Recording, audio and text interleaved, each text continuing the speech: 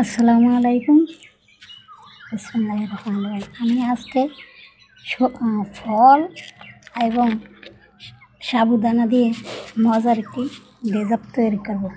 এই ডেজার্ট পছন্দ করে না এমন মানুষ খুব কমই আছে। আমি এই পর্যন্ত নিয়ে নিয়েছি আধা কেজি গরুর দুধ। আধা কেজি গরুর দুধের লগে দিয়ে দিছি 1 কাপ গুঁড়া দুধ। ভালো করে মেখে নিব।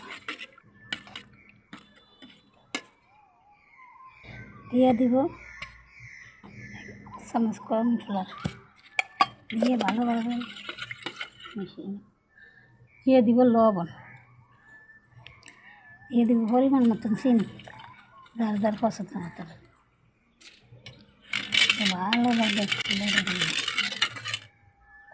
ভালো করে নেড়ে আমি চুলায় বসিয়ে দেব। ভালো করে বলুকে নে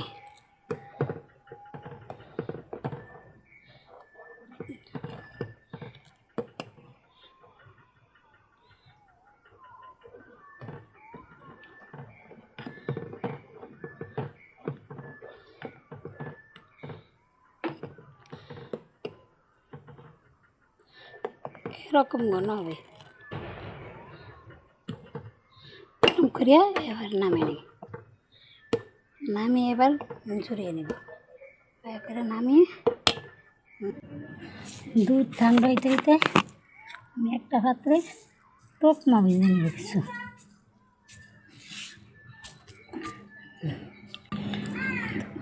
তোকমা ভেজতে একটু সময় লাগে, যার কারণে আমি দুধ ঠান্ডা হওয়ার পর্যন্ত আমি তোকমাটা ভেজে নিয়েছি। আপনারা চাইলে তোকমা দিতেও পারেন, নাও দিতে পারেন, ইচ্ছা। এবার আমার দুধ ঠান্ডা হয়ে গেছে, আমি দুধটা এটা বাটির মধ্যে ঢালবো মিলানোর জন্য।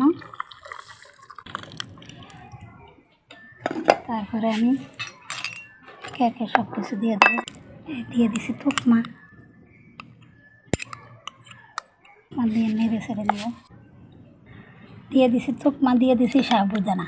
আমি এগুলি আগে সিদ্ধ করিয়া রাখছি, সবাই মিশিয়ে, যার কারণে সিদ্ধ করিয়া অনেক ঠান্ডা পানি দিয়ে বরফ পানি দিয়ে ধুয়ে নিয়েছি। এবার আমি এটি ভালো করে মিশিয়ে নিই। আমার এবার এটি মিশানো হয়ে গেছে। এবার আমি কেকে আপেল কেটে রেখেছি, আপেল দিতে আসি। এইবার ডালিম দিতে আসি। এবার ড্রাগন ফল দিতে আসি, কলা দিতে আসি। এবার দিতে আসি কাজু বাদাম সব একসাথে দিয়ে দিলাম।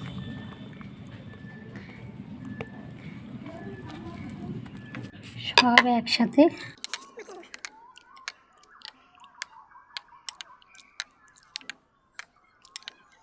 হয়ে গেল মজাদার সাবু ডিমটা। এবার আমি সার্ভ করব। দেখেন কি সুন্দর হয়েছে।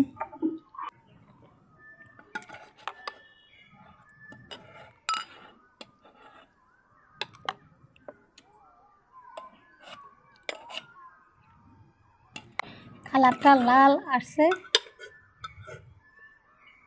ড্রাগন ফলটা দেওয়ার জন্য লাল আসছে।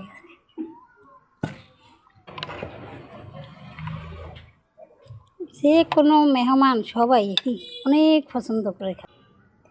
এগুলি ফ্রিজে রেখে ঠান্ডা করিয়া খাইলে ইফতারে গরমে পরান ঠান্ডা করার মতো একটা জিনিস।